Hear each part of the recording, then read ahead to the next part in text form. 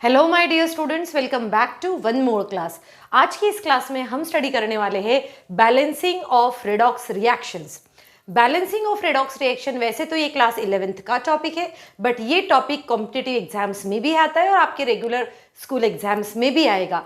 ये टॉपिक वैसे बहुत सारे स्टूडेंट्स को समझने के लिए काफ़ी डिफिकल्ट लगता है, बट मैं आपको सबसे इजी वे बताऊंगी जिसकी वजह से आपको बैलेंसिंग ऑफ रेडॉक्स रिएक्शन करना सबसे इजी लगेगा और विद इन 5 मिनट्स आप ये जो बैलेंसिंग है ये सीख जाएंगे और फिर हम बहुत सारे क्वेश्चंस की प्रैक्टिस करेंगे। तो इस वीडियो को लास्ट तक देखना नहीं भूलना है और प्रैक्टिस करना तो बिल्कुल भी नहीं भूलना है। तो चलिए आज की क्लास स्टार्ट करते हैं।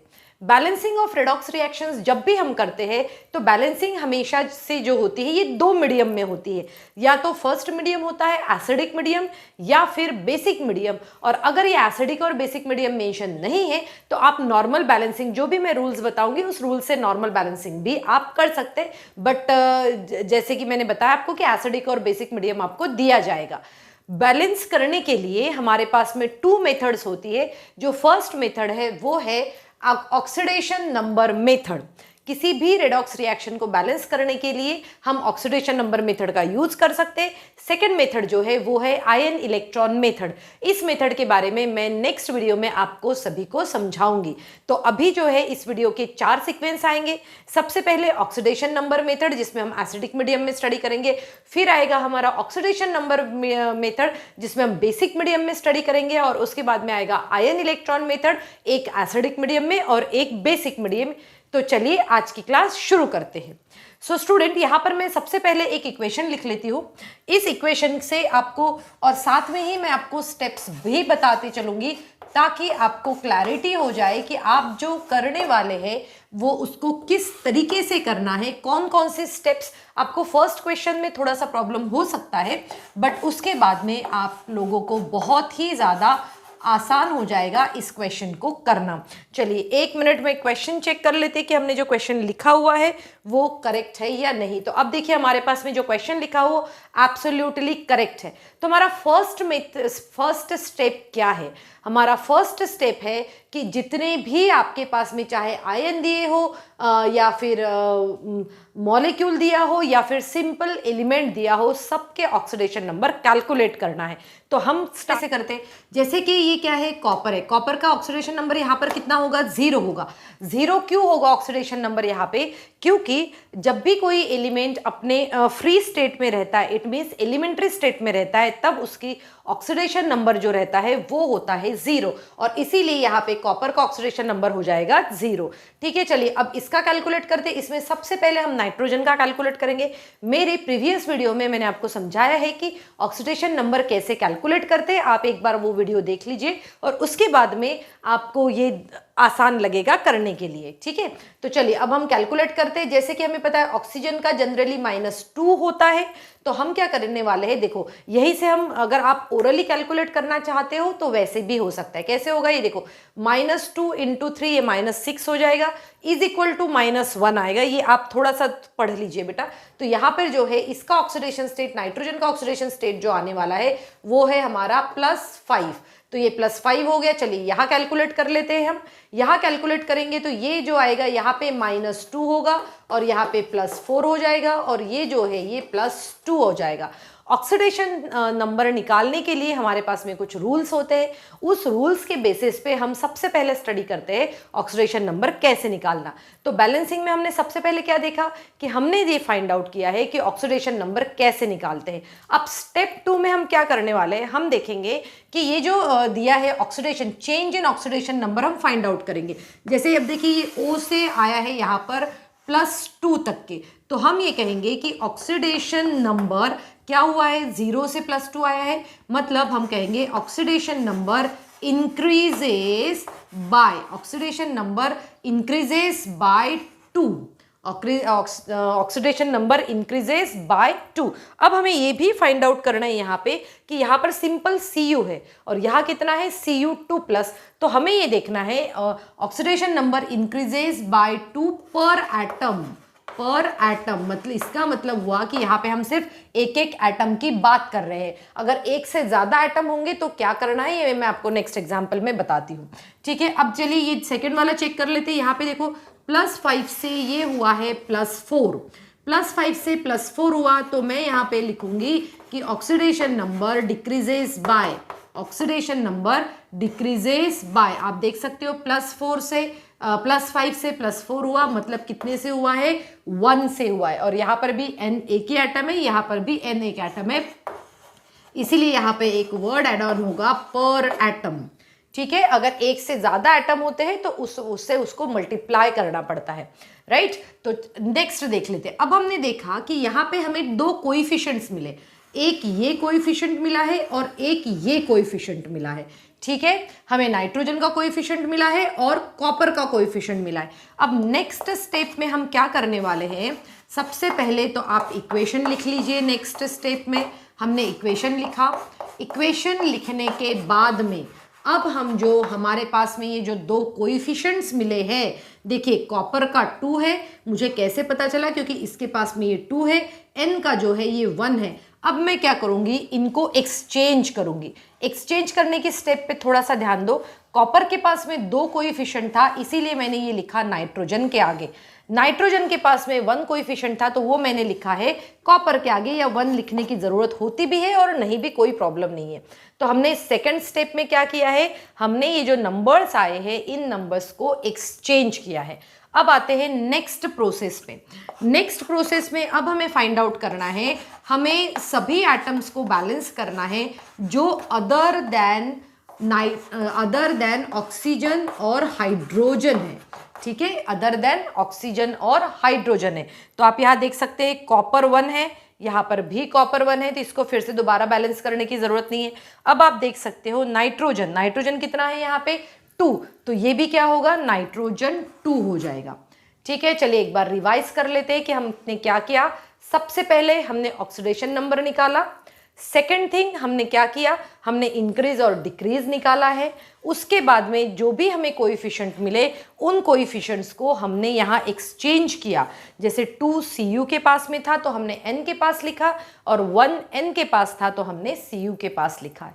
और उसके बाद में हमने क्या किया है, नेक्स्ट स्टेप में हमने क्या किया, हमने वो उन सभी एटम्स को बैलेंस करना है जो अदर देन हाइड्रोजन और ऑक्सीजन है। ऑक्सीजन और हाइड्रोजन को छोड़ के बाकी सभी एटम्स को बैलेंस करना है। ठीक है, तो हमने इस तरीके से किया। अब देखो नेक्स्ट स्टेप में हमें क्या करना है, नेक्स्ट स्टेप में हम देखने वाले हैं कि काउंट करेंगे नंबर ऑफ ऑक्सीजन। तो आप देखो ध्यान से कि ये जो है, देखो अब ये जो हम कर रहे हैं ये हमारा एसिडिक मीडियम है। कौन सा मीडियम है ये, एसिडिक मीडियम, एसिडिक मीडियम है। तो हम एसिडिक मीडियम में बैलेंस करना सबसे पहले सीखेंगे। ठीक है, तो यहाँ तक के स्टेप जो है वो सेम रहती है, चाहे वो एसिडिक मीडियम हो या फिर बेसिक मीडियम हो। तो हम यहाँ क्या करने वाले हैं, देखो अभी हम काउंट करेंगे नंबर ऑफ ऑक्सीजन। तो मैं इस तरफ देख लेती हूँ कितने ऑक्सीजन है, 2 और 3 मल्टीप्लाई होगा, मतलब यहाँ पे हमें 6 ऑक्सीजन एटम्स मिल रहे हैं। कितने, 6 ऑक्सीजन एटम्स मिल रहे हैं। और यहाँ पर देख लेते हैं, यहाँ पे हमें मिल रहे हैं 4 ऑक्सीजन एटम। कितने एटम्स मिल रहे हैं, 4 ऑक्सीजन एटम। तो हमारा रूल क्या कहता है, नेक्स्ट स्टेप क्या कहता है, वो कहता है कि जो भी साइड में लेस नंबर ऑफ ऑक्सीजन हो, ठीक है, जिस भी साइड में लेस नंबर ऑफ ऑक्सीजन है वहां पर आपको H2O ऐड कर देना है। तो चलिए कर लेते हैं हम, जैसे Cu + 2NO3 नेगेटिव, और फिर ये हो जाएगा 2NO2 प्लस ये हो जाएगा Cu2 पॉजिटिव। अब हम क्या करने वाले हैं, देखो 4 ऑक्सीजन है, यहाँ 6 ऑक्सीजन है, तो इसको बैलेंस करने के लिए मैं इसमें ऐड कर देती हूँ 2H2O। अब ये 2 ऑक्सीजन और 4 ऑक्सीजन मिलके 6 ऑक्सीजन इस साइड में भी हो गए, इस साइड में भी 6 ऑक्सीजन हो चुके हैं। ठीक है, ये हुई हमारी स्टेप। अब इसके बाद वाले स्टेप में हम क्या करते हैं कि जैसे ही हमारे ऑक्सीजन बैलेंस हो जाते हैं, ये एसिडिक मीडियम है, इसीलिए अब हम हाइड्रोजन को बैलेंस करेंगे। इस तरफ कितने हाइड्रोजन है, देखो 2 और 2 4 हाइड्रोजन है, और 4 हाइड्रोजन है, इसीलिए मैं इस तरफ जो है मैं लिख देती हूँ 4H+। क्या लिख देती हूँ, 4H+। तो अब देखिए, अब ये पूरा इक्वेशन कंप्लीटली बैलेंस हो चुका है। आई होप आप सभी को ये स्टेप्स अच्छे से समझ में आ गई है। एक बार दोबारा से रिवाइज करते हैं कि हमने इन सभी स्टेप्स में क्या किया। एक बार सभी स्टेप्स जब मेमोराइज हो जाएगी तो आप जो है इजीली इनको बैलेंस कर सकते हैं। तो हमने एसिडिक मीडियम में बैलेंस करना स्टार्ट किया। फर्स्ट थिंग जो हमने की वो हमने निकाले हैं इसके ऑक्सीडेशन नंबर। सेकंड थिंग में हमने कैलकुलेट करे इंक्रीज और डिक्रीज किया है। थर्ड हमने कैलकुलेट क्या किया, ये जो इंटीजर हमें मिला है इसको हमने क्या किया है, कोएफिशिएंट जो मिला इसको हमने एक्सचेंज किया। उसके बाद वाले स्टेप में हमने देखा, हमने जो जितने भी एटम्स थे other than oxygen and hydrogen हमने उसको बैलेंस किया। जैसे कि यहाँ Cu था तो Cu 1 है, 2 है तो यहाँ पर हमने 2 नाइट्रोजन लिख के उसको बैलेंस किया। उसके बाद वाले स्टेप में हमने काउंट किए ऑक्सीजन, यहाँ पे 6 ऑक्सीजन है, यहाँ पे 4 ऑक्सीजन है। और उसके बाद में हमने जिस भी साइड में लेस नंबर ऑफ ऑक्सीजन है वहाँ पे हमने H2O ऐड किया और उसके अपोजिट साइड पे हमने H+ ऐड किया है। क्लियर हुआ? ये सभी स्टेप्स आपको मेमोराइज हो चुकी है। तो चलिए एक और क्वेश्चन की प्रैक्टिस करते हैं। ये सेकंड क्वेश्चन, इस सेकंड क्वेश्चन को हम स्टार्ट करते हैं। जो जो स्टेप्स हमने प्रीवियस क्वेश्चन में फॉलो किए थे वो सभी स्टेप्स हम फॉलो करेंगे और ये क्वेश्चन एक और सॉल्व कर लेते हैं ताकि आपको जो भी कुछ डाउट्स है या फिर जो कुछ समझ में नहीं आया वो पूरी चीज़ों की क्लैरिटी हो जाएगी। तो चलिए स्टार्ट करते हैं। अब हम सबसे पहला स्टेप क्या है हमारा, इन सबकी ऑक्सीडेशन नंबर को कैलकुलेट करना। तो यहाँ पे देखो, इसका ऑक्सीडेशन नंबर +2 होता है, इसका ऑक्सीडेशन नंबर +3 होता है। जैसे ही आप ऑक्सीडेशन नंबर कैलकुलेट करते हैं इसके बाद में आप ये ज़रूर मेंशन कीजिए कि वो इंक्रीज हो रहा है या डिक्रीज। तो मैं यहाँ लिख सकती हूँ कि ये क्या हो रहा है, इंक्रीजेस बाय 1 पर एटम। इसका मतलब क्या हुआ, देखो यहाँ पे हमने ये देखा है कि Fe के पास में +2 है, इसके पास में +3 है। तो +2 से +3 मतलब वहाँ पे इंक्रीज हमें ऑब्जर्व हुआ है। और जब भी इंक्रीज ऑब्जर्व होता है तो आपको इस तरीके से लिख लेना है उन्हीं एरो के नीचे। ठीक है, अब हम देखते हैं Cr के साथ में, इनका कैलकुलेट करो। इसका जो ऑक्सीडेशन नंबर निकल रहा है वो +3 है, यहाँ पे कैलकुलेट करो, मैं यहाँ लिख देती हूँ। तो ये -2 हो जाएगा, -2 इट मीन्स -14 और उस तरफ जो है -2 है। जैसे मैंने पहले भी बताया आपको ऑक्सीडेशन नंबर कैलकुलेट करना सीखना पड़ेगा। जब आप सीख लोगे तब आपको पता चलेगा कि इसका ऑक्सीडेशन नंबर जो है वो आया है +6। अब मैं क्या देखती हूँ कि +6 से यहाँ पे देखिए +6 से +3 हुआ है, मतलब क्या हुआ है यहाँ पे, यहाँ हुआ है डिक्रीजेस। कौन डिक्रीज हुआ है, ऑक्सीडेशन नंबर, यहाँ पर आप मेंशन कर सकते हैं। तो ऑक्सीडेशन नंबर डिक्रीजेस बाय +3। ठीक है, ये +3 से डिक्रीज हुआ है। अब आप ध्यान से देखो, यहाँ पे Cr2 है और यहाँ पे Cr है। तो आप देख सकते हो ये पर एटम नहीं हो सकता, तो पर एटम जो है ये 3 है। तो 3 क्या है, पर एटम। पर हमारे पास में 2 एटम है, इसीलिए हम यहाँ लिखेंगे हेंस 2 प्रेजेंस ऑफ 2 एटम्स, और इसीलिए हम लिखेंगे यहाँ पे 2 × 3 क्योंकि Cr2 है और यहाँ पर Cr है। अब क्या होगा अगर एग्जाम में इस तरफ नहीं, अगर इस तरफ भी Cr2 आता है या फिर कोई और एक ऐसा मॉलिक्यूल आता है जिसमें 2 हो या 3 हो, तो हम इस तरीके से मल्टीप्लाई करेंगे और ये जो आया है ये आया हमारा 6। तो अब हमें ये 2 इंटीजर मिल चुके हैं। तो चलिए देखिए नेक्स्ट स्टेप में हमें क्या करना है। नेक्स्ट स्टेप में हम इसको इस तरीके से लिख लेते हैं। देखो हमने लिखा यहाँ पे, और लिखने के बाद में हम इसके कोएफिशिएंट्स को हम क्या करेंगे, एक्सचेंज करेंगे। जैसे Cr के पास में 6 था तो अब ये 6 मैं लिखूंगी Fe के सामने, ठीक है। और Fe के पास में 1 था तो 1 यहाँ आ जाएगा। 1 लिखो या नहीं लिखो एक ही जैसी बात है। अब नेक्स्ट स्टेप में हम क्या कहते हैं, जैसे कि हमने पहले भी स्टडी किया था कि आपको बैलेंस करना है वो सभी एटम्स जो ऑक्सीजन और हाइड्रोजन नहीं है। तो चलिए बैलेंस करना स्टार्ट कर देते हैं। ठीक है, अब देखो यहाँ पे जैसे आप देख सकते हो कि यहाँ पे कितना है Cr2, ये कितना है Cr2। Cr मतलब ये क्रोमियम की बात हो रही है यहाँ पे, तो ये भी 2 हो जाएगा। ठीक है, कितना हुआ 2 हो गया यहाँ पे। अब देखो यहाँ पे कितना है ये 6 है तो यहाँ पर भी 6 हो जाएगा। ठीक है, अब हम स्टार्ट करेंगे। जैसे कि ये एसिडिक मीडियम है, काउंटिंग ऑफ ऑक्सीजन, तो इस तरफ आप देख सकते हो कितने ऑक्सीजन है, 7 ऑक्सीजन है, 7 ऑक्सीजन। तो मैं नेक्स्ट स्टेप में क्या करूंगी, ऑक्सीजन को बैलेंस करने के लिए, ऑक्सीजन को बैलेंस करने के लिए हम क्या करते हैं, जिस भी साइड में ऑक्सीजन लेस नंबर है उस साइड पे हम H2O ऐड करते हैं, और इसीलिए मैं यहाँ पे ऐड करूंगी 7H2O, राइट। अब देखो इसके बाद में हम क्या देखेंगे नेक्स्ट, अगर यहाँ पे 7H2O तो फिर अब हाइड्रोजन को बैलेंस कर लो।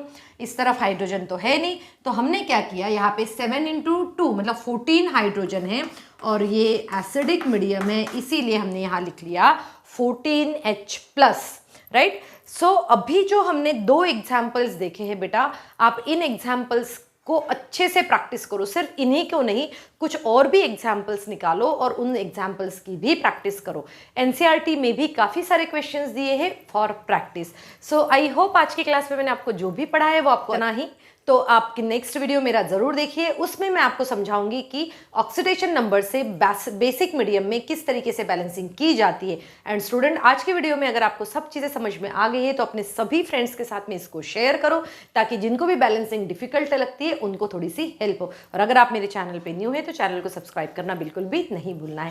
Thank you students and have a good day ahead.